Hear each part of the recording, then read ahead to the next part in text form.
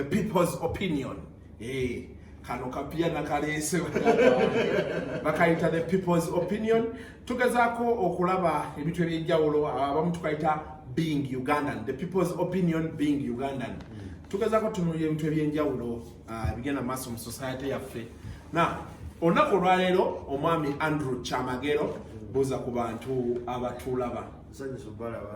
People's opinion eno manye kati ontwala speed okutubera mu animal farm animal farm najigabidde birungi kati nagimuwadde animal farm kati nawaita people's opinion nsonga zaffe z'abantu butereevu.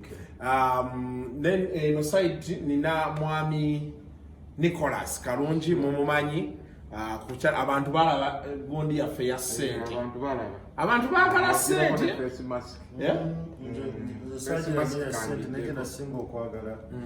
inclusion summit you just hosted a few months ago.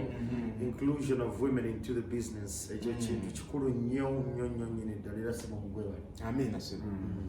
Tewabiraba nabiraba naye onobera mu masiki ogenda kwogerako nnyo abantu babere nga bakuwulira covid yafuuse covid bannanga abantu bafa abakyabiyita ebyosaaga. It's very unfortunate.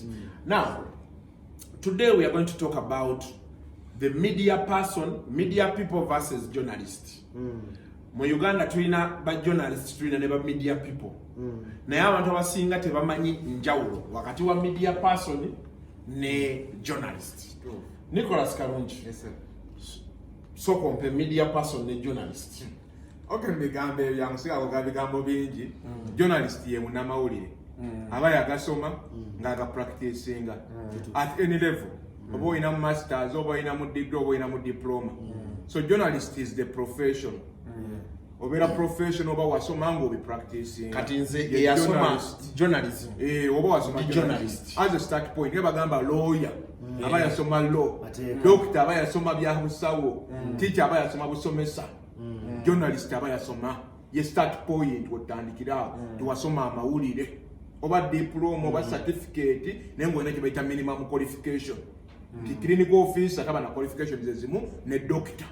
Ne haba ne qualification ezimu full clinical officer. Sibashiri exactly. Kati yo journalist. Kati media person differently. Muitagala kosa kigambo kigenda kuvoola naye kyenso okugamba mu kigambo kimu media person aba masquerade. Ba broker nti wajja wano kusparka mpola n'obeerawo before you know ng'oli ku studio weereza notatwala budde kugenda kwa upgradinga fine watandika toyina kintu kyonna 4 years down the road toyina kipapula kyonna naye ng'ogamba bannamawulire batubonya naye ng'oli munnamawulire waawa. You a media person, you a masquerade.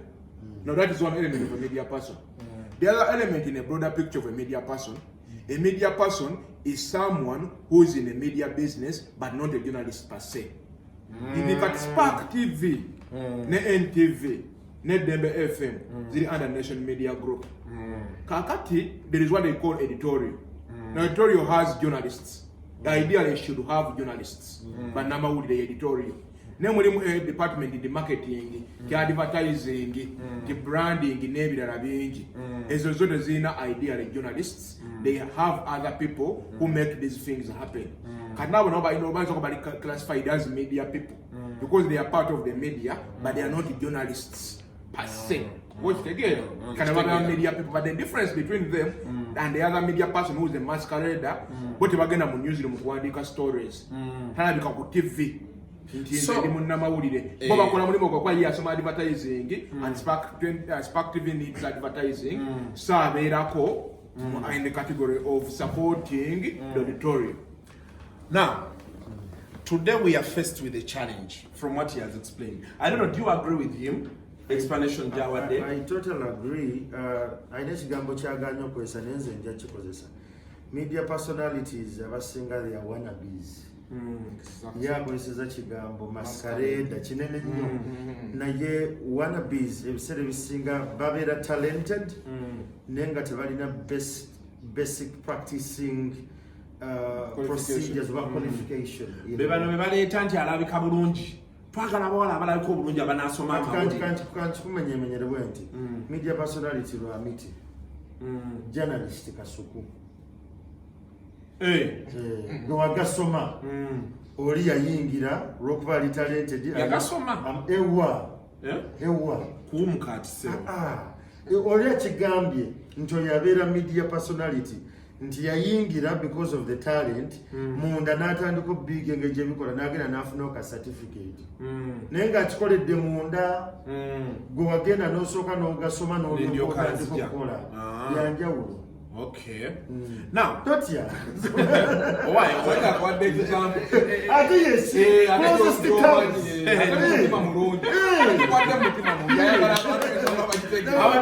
What the way you are. You're not going to be a media person with a job. 1 hour and that's not when for speed. Times have changed now.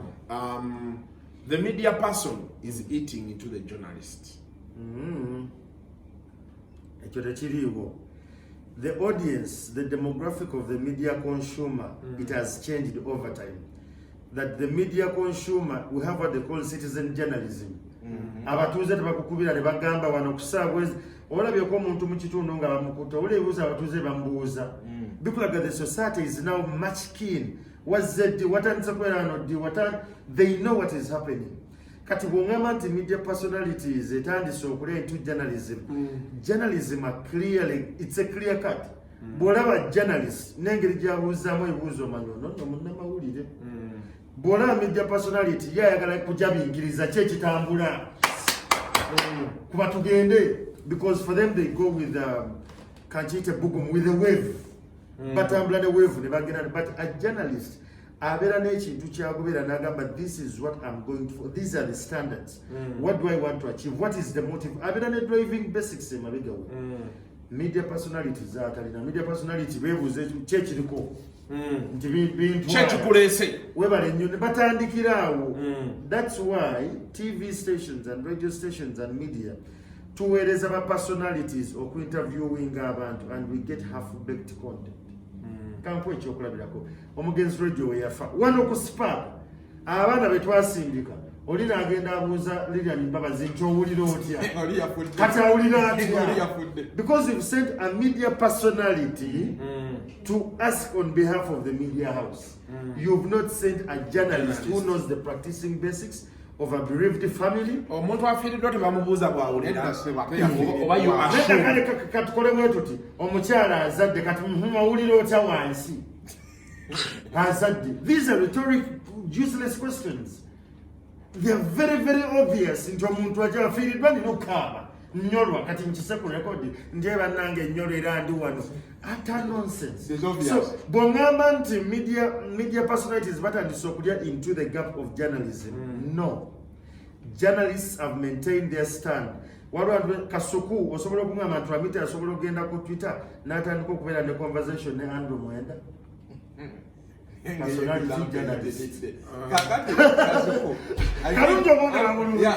Andrew Jayogera, okay, I think is like trying to leave aside what is obvious. His explanation actually clearly shows that the media people are eating into journalism. But again, in principle, he doesn't want to agree. Because he is kubanga alaba kino profession ye. In him at the meeting, it nobody by them, but here is the thing. I'm a journalist by profession. I started journalism. And I got called up monitor and business reporter. Never after 3 years. I know what you are saying. Namureka munze nengenda because quite tegera feno nasigareyo ani anawanga school contracts exactly the name vayo nange nenzika. But this is the thing. Media people are definitely eating into journalism. Do you know why? Kat Andrew Chamagera ina standardize kama namawulire amanyi there is a law you can't reach. Yes. Nginza osola kuko because nasoma mawulire gange ngalo ya wagama nedde ekyo nedda so akikola amateeka nakola kinna gasoma kati media person has no limits. Media person nti we bagamba nti babawo emitwalo ebiri buli lunaku agenda gikwata tugwe musala gwabwe wesituka ku 15 era ajja kukkiriza. Do you know why? He doesn't lose anything. He didn't study this thing. Naye Andrew ajagamba naye really spark nedda ebintu bino twabisoma tukoledde ebbanga experience weri exactly bazadde bange bamala obudde ne bampeerera nenfuuka munnamawulire ne tukola ne pattern engeri kyeno gye mukola ki gyemumpisaamu kiyinza kyekyagijja mu mawulire olidde tiwasoma emawulire makerere n'ofuna first class oba second class upper n'otandika okukola naye ogenda mu field the people you find abanoonya lanti eriwa to signing what nonsense is that you are a journalist you are paid by NTV and Spark lwaki gwe buli mukolo gugonoonya wakusayininga what business are you trying to do and you paid at your office to monitor ekusasula omusaala not out of my but they pay you bakuwa airtime bakuwa transport refund nti wovukozesa emmotoka database receipt Uber yino bakurefunding so what business do you have sitting at Serena olinze yategese omukolo ifo tujjamu ddi tugenda is he your boss oitegera kati wenjagala okutaa nkyendava nkugamba nti a journalist has sources kyamagero waliwo issue ne Makerere amanyi gwalina okucontactinga okumanya biki balekera ze boogera strike evuddewa a media person has clients nti waliwo ekyabaluse muki mu Makerere ayina kyebagamba ngenda kukuba story exactly kati akugamba waliwo ekyayabise mu Makerere nze nyina omuntu gwenjagala afuuke deputy VC ayandeka ku retainer nyina okukuba nga nkikuba saidi yange so meaning Spark egenda omuntu mokuva wano naye yakoze edda story oba okitegedde kalikankweze realistic challenge and you see I always say these things and sometimes people don't understand me. Remember the issues how people had with the Daily Monitor. We sued the Daily Monitor and we resolved the matter out of court. But you know why those things happen? Because you're going to find that a media house like the Daily Monitor is filled by a lot of jokers who are media people. Because the investment is $1 million. Then a young boy or girl, now because for him or her she's you looking or him they are looking for 550,000, they will risk your 200 million investment because you didn't give them 50,000. Now those are symptoms of media people. Because you see, story, you know, na brand. But what I want to ask you. Story gye babeera bakubye ebeera ntuufu ebeera what is the role of media? Because kyebatusomese in practice nti your job is to inform and your information must impact society. However, the media personalities betulina, the information they are bringing to the people, it is distorting the businesses. It is distorting and defaming because boko ba feeding. I know. Someone is journalist someone has a right of fair hearing.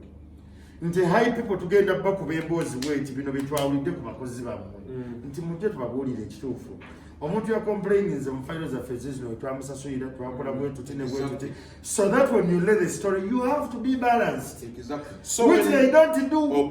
Era baina kagambo baina ka escape route our efforts to reach were all unavailable full time at the press time it was by press time because the story has no timeline unless it was an accident.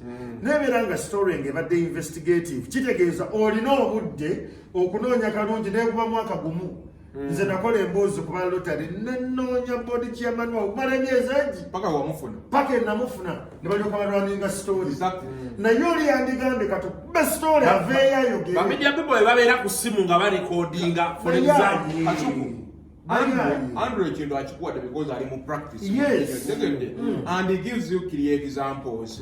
Nti oli ajja nga ye kyagoba kwononera linnya. You see Kasuku yina ekibuuzo ky'obuuza nti stories bantu fo bankyama. You see me Kasuku nze omanyi bulungi. Story weba ntuufu n'eba eri against mbanja gairani because eba ntuufu it helps me improve myself. The Andrew would be exactly the story totally outrageous. Awo kati awuulira otulese wano nzizidde transport abadde wange ne Andrew avuze mu kaina ajja wano oyina akola story ncha nge Andrew kyamaga bamwadde emitwalo abiri ogenda ku show ya Kasuku nikwasi yafunye etaano ng'okimanyi kikyamu n'omugamba kisebo wakiwandiise please prove it n'agamba I can prove it n'omugamba okay katugende mu kooti muba muli mu kooti bakama ye bamugamba nti mukuka tulage receipt ze babaweerako nagira omanyi zambulako sizina before you know bakama bagala okutegeera nti kyakola kikyamu nga bakuyita let us have an out of court settlement after 1 year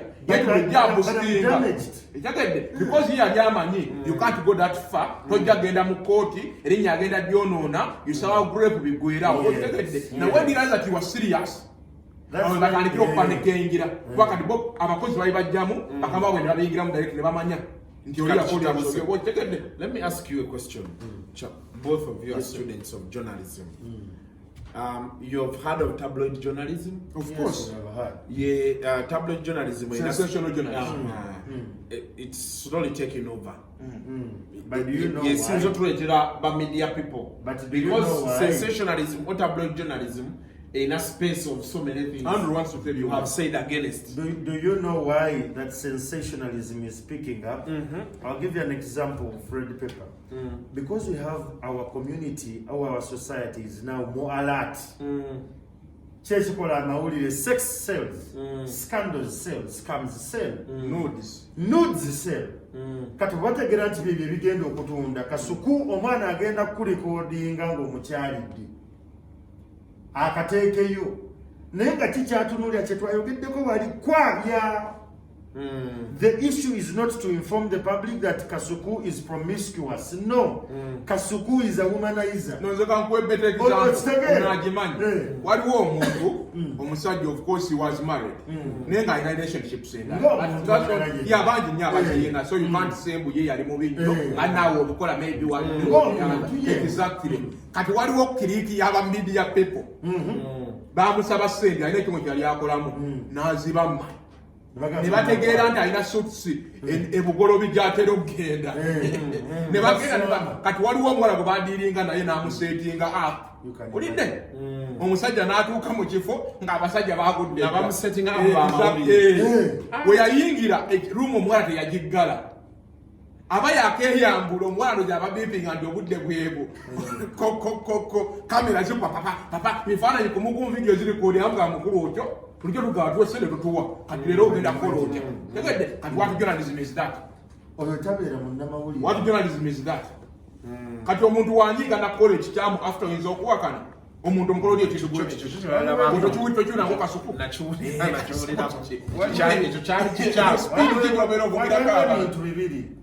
media personalities, they have nothing to lose. Exactly. They have and everything to gain. Everything to gain. However, a media practitioner, up to today, may I still hold in highest regard Onapito Yawandi Kanga. He would write and you'd find him on the streets and Gwengo Musomi Yasoma, Gogamba, okay, Onomundu, Obama Ben Bella, Ngabamba, okay, they are journalists and they practice that. Why don't I journalists, they are cunning. Nenga that extreme. Exactly. Media personalities because they have nothing to lose, they live by the day. Society in real time. They have nothing to lose. And do you know why? NTV is better than all these other TV stations because it is better. Yes. This innovative research, yes. Go Polo Ziraga NTV is the most watched TV. Because NTV has a bigger element of journalism. Yes. They try as much as possible, I mean it's out of constraints, to practice professional journalism. Now the other competitors are excited by sensationalism. They end up hiring more beautiful people, more musicians, more DJs than journalists. Yeah. At the end of the day, DJ na mulunja atya. The return on it. Tasobola postinga show kusinga journalist. Kyobola oba ina DJ omulungi, mufundi munnamawulire gwakola naye. Because munnamawulire aba ina ye kyamanyi. DJ amanyi kumixinga. Nebo jafuna olisimanya fashionista ali awo bikini so kati what the show. Ekitegeeza kati ennaku zino popularity has overtaken. No, that really basanyufu si popularity, stupidity has overtaken. Unfortunately, even most of your bosses are not reasoning very well. Unfortunately. Yes. Nti omuleetera kyamagero munnamawulire. Neyo mulala nga just disiki joka ate bana ba DJ mbagala nyo siri mu bavumu. Pawe example. N'abalamu n'agamba DJ kikoba. Kati greedy. However, the DJs and the sensationalism, they're short-lived. Because the terrain keeps changing. A journalist will stay journalist, and the journalist's respect and clout ebeera unique mu maaso g'omulabi omulabi omulabi amanyi naye waliwo asobola okugamba nti oba journalist abeera serious nnyo ng'alina okutuwa the profession is serious information entertainment kirimu ekiti kangu ekyokulekerera ekiri ezimbabwe wategedde ebiri ezimbabwe abantu bali mu bakuba it's a bad situation omuntu bwagenda ku tv ndero mbadde ndaba Simba Chakanga ali ezimbabwe ng'ayogera n'agamba nti tufunye obuzibu bw'aba bloggers abali mu kuwandiika ebintu nga they already because sensational journalism can be bought out government esobola okugamba aba ashibaga bonna tubaguze ne bakuba ekintu nga bakizza mu side da naye ng'ekituufu ekiri ku ground embeera mbi Simba Chakanga agambye nti the few journalists we have all been arrested bonna babasibye because badde boogera ebintu ebituufu ebiri ku ground government nemanya nti babloga bano betulina okuyitamu babloga bakola lives nga bali mu areas eziraga nti tewali buzibu buli mu ggwanga because they have nothing to lose kati gwogenda kuva eno ogambe nti munnamawulire abeera serious nnyo because what I'm taking out could cause a genocide Rwanda omusajja yemira ku radio ku saa 8:2 n'agamba all cockroaches walabe ekyaliwo basajja mivule wano wetwalinga ensonga zeeka nga yagamba buli omu obamanyi oli muganda kwata ekintu kyonna kyosobola olwanirire kabaka you know what happened in Kampala that is sensationalism how bad can it turn society against people and journalism agamba ki when do you protect the sovereignty of the nation when do you protect the personality of a person olumu tugenda nitukola ebintu nga bannamawulire nogaka mukube story agitegeere naye ng'ekintu ekyo genda ku YouTube manya ku Google search notekemu Vanessa Baliamuleba ekyoka okujja rape case so when will he go out and declare his name much as the courts wanozamuta naye nga yo Google na digital footprint ya raping omwana kakati awo wennyini wengenda okugambira and unfortunately I'm a bitter person personally. You know why I'm bitter? Because I studied journalism and you see what's it is dying. Yes. Ndaba lawyer bebakola ndaba teachers bebakola doctors. There is some respect in those careers. In journalism there is free entry and free exit. And my biggest problem is my biggest undoing is actually the journalists have failed to safeguard their profession. The same way lawyers safeguard theirs. In Richard Karunjo home doctors, my association here we have doctors. The way they safeguard the doctor, the government no way bakuba, but doctor bavale bagamba kimoga kola chi. Temushitegeero musawo muyakoze ensobi alifenna mutuvuma. Alina ye muntu ali human. Let us know ensobi yavuddewa. Mwamawuli egononeka. Andrew, the difference between me and you is that me I no longer practice. Again, the young trying to do other things. You are still practicing, and when you are there a few years, you are seeing amount you are doing nothing about it. Take the kasuku, or you a journalist. The media people see you are encouraging them to be more media people. You are doing nothing about it. What I'm trying to say is very simple. You as Kasuku, you as Andrew Chamage, what are you doing to safeguard what you studied? Because at the end of the day, let me tell you for free. There is a professor, it's called Professor Mutahi Mbunyi. He's a Kenyan professor, political professor. He usually says things don't go wrong. They start wrong. And they go wrong. Now for like 10 years, the media people, they batambuza journalists.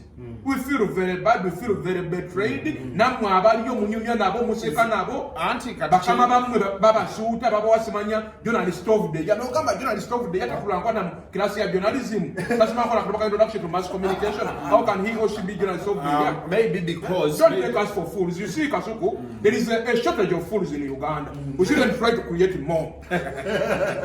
Actually, there isn't a shortage. There isn't a shortage of fools. That we should create more. Who is a blogger? You can't be working on Twitter and Facebook and call yourself a blogger. What are you blogging? You say you're a Facebook user. Take the Kasuku, you are not a blogger. You are a vlogger. You call videos. You are in a big band. We want to stories so you qualify to be a blogger. Because the blogger must have a blogger website. Yes. Now look at Facebook, Twitter, blogger, but that's on the point. In the citizen journalism, Andrew Agambi takes over. Citizen citizen journalism nnungi olidde nti bw'oba olina ekintu ekigudde e Masaka waffe mu Nyendo kiposting. But now what should happen, Andrew, is the real media houses shouldn't behave like citizen journalists. Nti Nicholas ajja kuba ava ewaabwe Masaka alabe ekintu akiposting as a citizen journalist. Mukyalina okukola genda ku ground exactly. Nolaka video nga Nicholas we yakataddeyo ng'endi byakataddeko amateur video. They didn't add anything. What value are you adding? What is tell people what value addition are you bringing in place? NTV Nicholas yakwendeka short video. Amateur video. Nawe Andrew ku lunch time news n'akasawo se video ne play. Meaning chetukola. Ndakatesa ku YouTube kyamulirawo. Because we also need to look at we need to look at the changing times, the consumer. These are two then things. The emergence of social media. These are two things. Social media world over. Abantu tebanafuna solution ya social media. Mainstream media. No, they don't need to have a solution. They have to make this Andrew Kagende mass. Chidi wachiti chayogedde Mwami Karungi agambe tufuna video. This is part of our standard operational procedures NTV. But tufuna ka video nti Innocent abadde ava mu Nyendo oba okutoto n'aba kabenja akamanyi ba magulu 10 ekyuka. Bwakakwata n'akassa ku Facebook ye. We contact that person. Oba tugamba correspondent waffe mu Nyendo nti aligawesa gendo onoonye ekibadde mu Nyendo ssaawa zino. Era aliga bw'atuukawo n'akizuula. Now we find the correlating forces. RPC ateekwa okwogera naye tugamba nti omu ku bannayuganda oba ku batuuze abadde mu kitundu ka video kasobola okukwatako in real time keekano ne tussaako amakya video naye era poliisi eyongedde neggumiza nekkaatiriza ensonga. What Andrew is saying is the ideal situation. Ideally, that's how things are supposed to work. That is and in most cases, NTV does that. Yes. Now, I was giving an example. Of course, I used NTV as a name. Yes. That may be NTV tries to add value. Yes. Others don't add. But there are also cases where NTV just runs an amateur video. I've ever seen it without any value addition. Yes. Some like NTV, Chamagero Mukorachi, I know the Sega wa Mukorachi. Don't just read the news for the sake of reading. If we run an amateur video, it was taken by an NTV staff on site. That is a video that runs because as long as you use a phone, it's an amateur. It's not a professional gadget, so it's an amateur video. Boboli ku site no kafuna no gamba yenembere ku ground karungi bamukubye yenembere no kawereza, they will run it straight because it's part of NTV. You're paid as an NTV reporter, so you'll run. This is what you could send us in real time because news can't wait, and we'll run that. However, going back to the basics, in Songarach, I know Nagamba, Andrew. Me and the Kasupon, we are, I think, in our final stages. To attend this HBNH advocating for journalists. Not media personality, not media personality, but journalists. Nti journalists wababa danonya investigative piece nagwa mumbi. Obane bamukanga kanga. How do we become the support structure where they can plug in to make sure this story goes to the public? That is one. Then two, how do we make sure that the journalists can get unseen and unknown contacts? Njomala abera nembozi nga nungi. Tonight we baze banga nkola kino na kino. Nete kitambula. Ayagalona kati femu advocacy yaffe tugenda noonya abantu abo. Nti omwana ono asobola okugenda n'ayogera n'abantu abo n'abajjako rightful information. But an overall opinion or mission of this advocacy Gundi Tanzone Kasuku is to safeguard the practice. Nti Karungi ade bakukutte tugenda kugamba nti Karungi ekikwasizza kyekyaki. You defamed someone. You slighted. You slandered. There is a libel case here. How do we navigate? So while we are having all of this, tugenda tangana by some trainings with a new dispensation of media. How do you report on digital, on radio and TV? No sigalango is safe. How do you collect information? So what if I'm a media personality? Never mulaba nti babayise mu trainings nga training amuko. Asuka kwelanga ayita. Kati oyo kamwe ngaramiti. Nti wemba mujje kino kwano kujja wala example jikosa. Byakoze mbimanyi so ngabanga ramiti nga azze aina talent, ali talent nga atayina ne touch ya journalism. But we use some training, no refresher courses in a sort of becoming a firm person. And I can tell that this person has sort of because I can't quite chocolate on Mikaruji. But summit is a Mukola. When Bamuno Yaba moderator, Musoka and Mutuni and Gano, oyo asaaga nnyo oyo tali serious oyo abantu bajja mutegeera kaliba gye tulina eno at times when I'm hosting some forums bagamba eno kaliba bwojja ogisobola ne bagamba naye ogenda kukola between these hours and these hours then wano Dr. Miche Gwanga gye kikulaga the slide in the caliber you're dealing with. So bwetandika okwera n'abantu nga batambula bwe batyo, I will tell you for a fact Kasuku, media personality is the only thing they can ever moderate. Kakati, Andrew, that's a good start, and yes. I'll be praying that association works very well. Yes. But usually, my dad used to always tells me, because he's still alive, that usually in life, when something is hard, when you want to achieve it, yes. you start by doing the easy things. Yes. The easy things are together and make the hard thing very easy. It is the hard thing, but it is the most important thing. Yes. But it should start by you saying the association yejja tugenda kola training zitwala tugende ne ku press conference buli muntu ya identifying media person wabwe. Yes. Because you can't sit in the office to start training, is it? Ngate we mugenda mu field Andrew Musanga ayogera n'abantu abalina qualifications of masquerade. I know. I don't know why you are masquerade, but all I'm saying is you can't practice law in Uganda without having an LB certificate. Yes. You can't practice medicine in Uganda nga toyina bintu byaba doctor. That's why opening a clinic in a national drug authority. Yes. That's what I'm saying. Media cards are always proving that we are competent enough. On entertainment journalists. Mula kwa events. Buli foreign journalists wajjo maye boza babuza. Muyimbi kyo mulungi gwomanyi. Muyimbi kyo mulungi mukyala kyo mulungi mu Uganda gwomanyi. Ani gweko kwa na collab. Like what crap is that?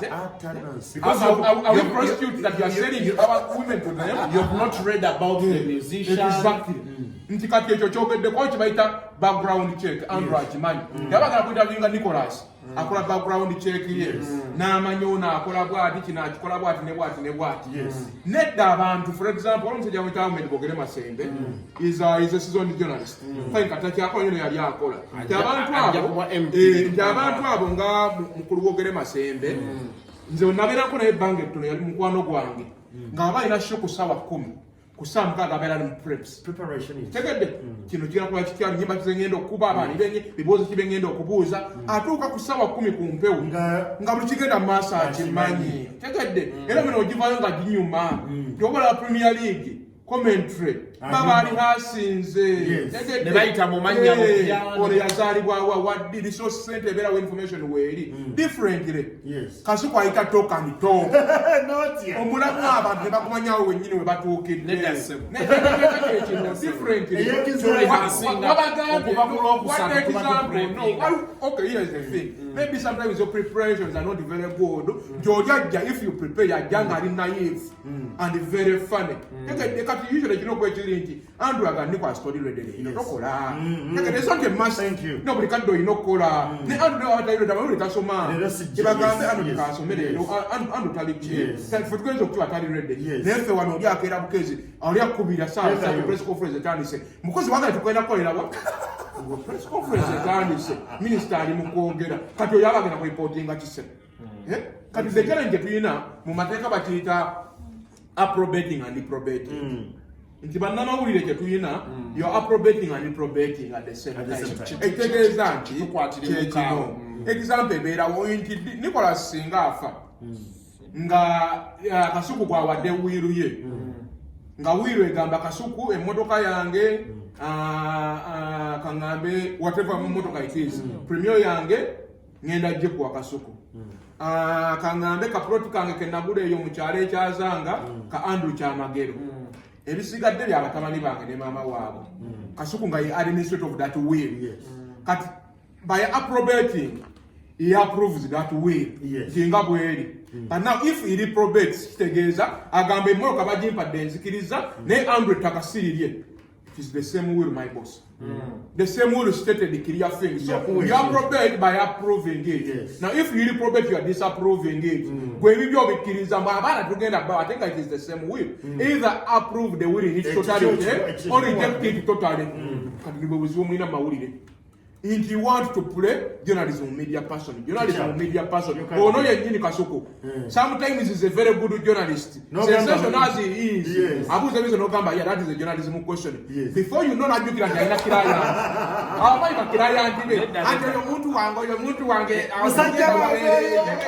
Sebo ateka tuwagambe tugenda ku exposing a role mu music industry. Bajo tuka ku musajja omba buye example David Lutalo mukwano kwa. Abera musajja wa. Bajo tuka ku musajja wa. We are discussing the role. Beno magala muyingire. Kali bera koze pro jisani.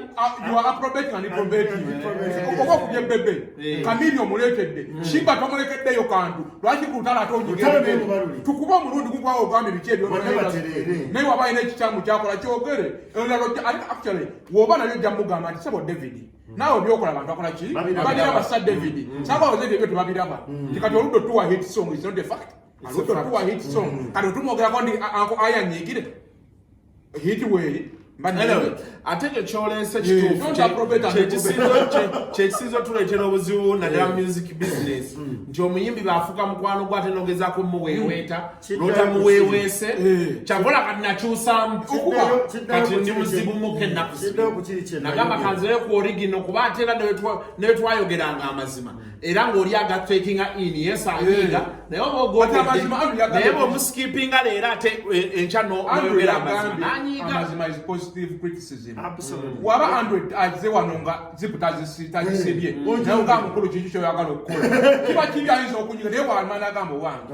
Olabija kwekebera nga sinagenda ku seeti. Nze ndowooza obuzibu buli mu bannamawulire nti naddala people like Kasukugwe n'abalala nti abantu bano mubafuula nnyo mikwano gyammwe. Obuzibu bwe tulina kati. Nti ne bw'abeera politician omufuula mukwano kati ye ku sayidi ye mubwongo bwakulabanga akuyamba. Kyali wange. N'omuyimbi abeereyo n'aga Kasuku mpisaamu awo n'ajjako essimu. Naye ng'omuyisaawo ng'ani. But if you're a journalist, there are clear principles. People know that Kyamagero kino tajja kikola. They know from the word to go mugale techigenda kusoboka because they know that those are the principles zentambulirako naye gwe bubera media personality actually obera puppet w'abantu abo nti oli abeera nagamba Kasuku njogera akaawo mwana omanyi nenzija because osuubira emitwalo etaano ekyo yagambe they have nothing to do. Era ekisinza okuleeta obuzibu ntera nnyo okugamba abantu ti the problems that are happening between journalists and people in the music business stem from striking familiarization. Okubeera nti you are a media person and you are a journalist at the same time. Oshtegera. So when bosala okusigala ku principle obeera journalist then ate ogezaako okuddeeri nofuka media person kati ate olina okuva mu media person okumanya kati olaba ekyo actually ne journalism yakyanguyisa oja bayita conflict of interest. Ndiko declare your interest. For example, me if you are discussing about white people, I'm a very interested party. So what you mean nga fine nobody weka bitufuasi bituufu. He is uninterested party. Nero jano gamba siri white people. Ngati tuchimanyi oli white people no Olimba. People will find out. You wabagwe media advisor wa Lutalo. I step aside from any discussion. He's speaking in his capacity as spokesperson of KCCA. So you don't expect him to talk rubbish about KCCA. He has to find over defending. Never going to be impartial to me. Spokesperson of High Music Awards. Okay. What discussion here. This one must get better because it spills over. Entertainment is the face of entertainment journalism in Uganda. Yes. And now the entertainment journalism and entertainment media people is their face, unfortunately. So you need now to find a way of being an entertainment journalist. Not just an entertainment media person. Because people begin a mass. They meet up and go, what is this? And you can have a story interview was in John Segal. Very good interview, but also very interesting in a way that there is a lot of approbation and deprobation. At the same time. Musicians set themselves up for failure. Very much so. By accepting money, campaigns, and Sega wa Johnny, Yabadai, because of political inclination. Yes. What is it trying to say? You tell me to watch him Moses. Not going to get Chicoboza. Go to a ngeri yagera mayina side jali. Ali kuside ya people power. Where does he get the moral authority of criticizing about kuside NRM? Kati yali people power. Because I can't have the wabwe. Kiringa kyagamba nze mu ngejje na kirabye. Yabadde nga agamba nti omusajja arepinze omukyala mubi nnyo olw'okubanga tasobola kukwana muwala nti omusango tuguleke gugende. Naye ng'ekikolwa kyakoze akutte. Tukyogereko mu butuufu bwakyo. Dakika zibe za 30. When did the rain start beating you? N'amawulire obuzibe bwava.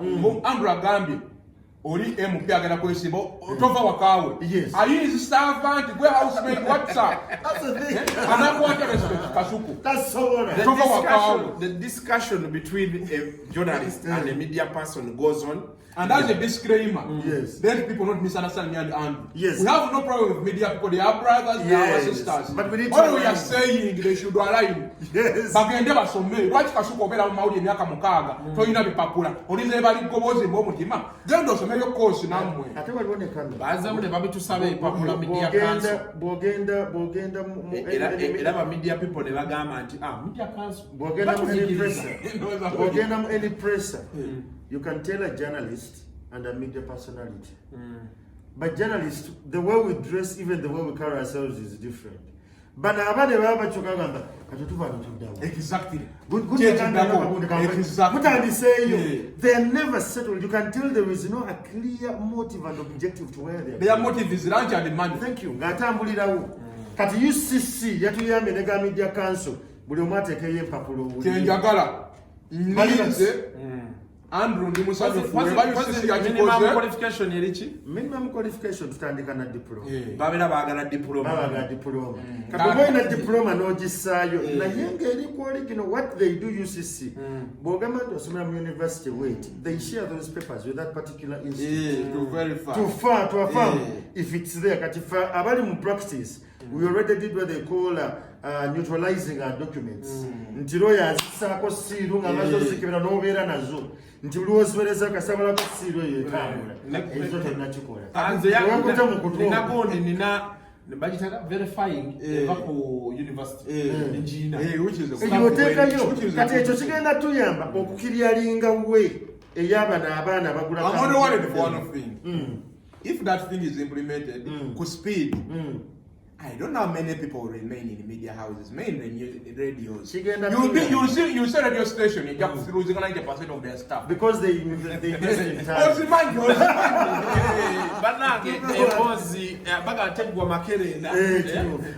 There's so much that's embroidered there, but I hope about media you can pick something. Okay, about journalists. Then media people, why can they be low people or medical people? Maybe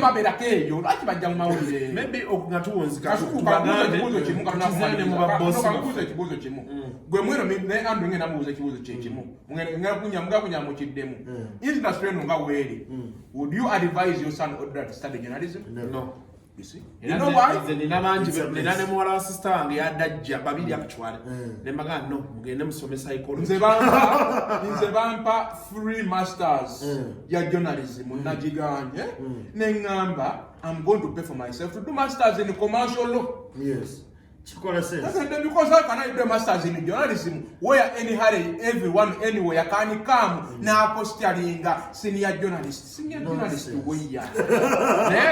Next time njaga tuogereko ne kuba bakama baffe. Because you see most companies HR ajanga tali aligned to the profession. Our fire boss. They are in the positions because of influence, not of merit. And that is where everything is. I'll sit down. Until next time, the people's opinion. Tujja kuba tukomawo abadde Andrew Chamagero wamunne Nicholas Kalonji. We sign and say bye-bye.